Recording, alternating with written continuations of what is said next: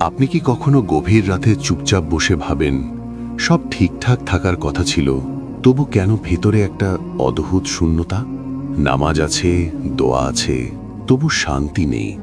আজকের এই কথাগুলো হয়তো আপনারই জন্য। আমরা অনেক সময় তওবা করি, কিন্তু আসলে তওবা করি না। মুখে বলি আস্তাগফিরুল্লাহ, অথচ যে কাজটার জন্য লজ্জা পাওয়া উচিত ছিল সেটাই আবার করি। তওবা মানে শুধু বলা নয়, তওবা মানে ফিরে না যাওয়া। আর এখানেই আমরা সবচেয়ে বেশি ভুল করি। আমাদের জিহ্বা ইস্তেগফারে ব্যস্ত থাকে, কিন্তু হৃদয় সেখানে উপস্থিত থাকে না। আল্লাহ শব্দ শুনে সন্তুষ্ট হন না, তিনি দেখেন অন্তরের অবস্থা। অন্তর যদি অনুতপ্ত না হয়, তাহলে কথাগুলো শুধু অভ্যাস হয়ে থাকে, ইবাদত হয়ে ওঠে না। আমরা আল্লাহর কাছে বরকত চাই, কিন্তু যে জিনিসগুলো আল্লাহ অপছন্দ করেন, হারাম আয়, হারাম দৃষ্টি, হারাম সম্পর্ক, সেগুলো ছাড়তে চাই না। অথচ সত্যিটা হলো, হারাম আর বরকত কখনো একসাথে থাকে না। অনেকেই ভাবে আরেকটু পরে তওবা করব। এই পরে শব্দটাই সবচেয়ে ভয়ঙ্কর, কারণ মৃত্যু কখনো কাউকে সময় দিয়ে আসে না।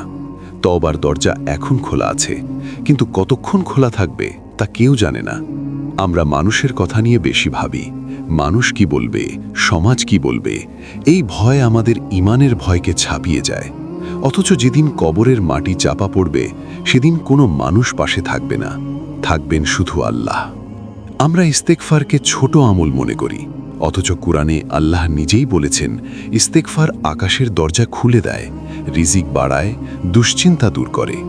ছোট আমল নয়, ইস্তেগফার হচ্ছে জীবনের মোড় ঘুরিয়ে দেওয়ার চাবি। আমরা যা পেয়েছি তার জন্য কৃতজ্ঞ নই, বরং যা পাইনি সেটাই বেশি মনে রাখি। আর যে বান্দা অভিযোগে অভ্যস্ত, তার জীবনে শান্তি আসে না। সবশেষে আমরা বলি আল্লাহর উপর ভরসা আছে, কিন্তু দোয়া করার পরেও অস্থির থাকি, দুশ্চিন্তায় ভেঙে পড়ি। দোয়া আর দুশ্চিন্তা একসাথে চলে না, একটাকে ছাড়তেই হয়। ভাই, আল্লাহ আপনাকে দূরে ঠেলে দেননি, আপনি হয়তো ধীরে ধীরে দূরে চলে গেছেন। আজ যদি অন্তর থেকে ফিরে আসেন, আজ যদি সত্যিকারের তওবা করেন, তাহলে মনে রাখবেন, আল্লাহ কখনো কাউকে ফিরিয়ে দেন না। আজই শুরু করুন, কারণ আগামীকাল আপনার হাতে নাও থাকতে পারে।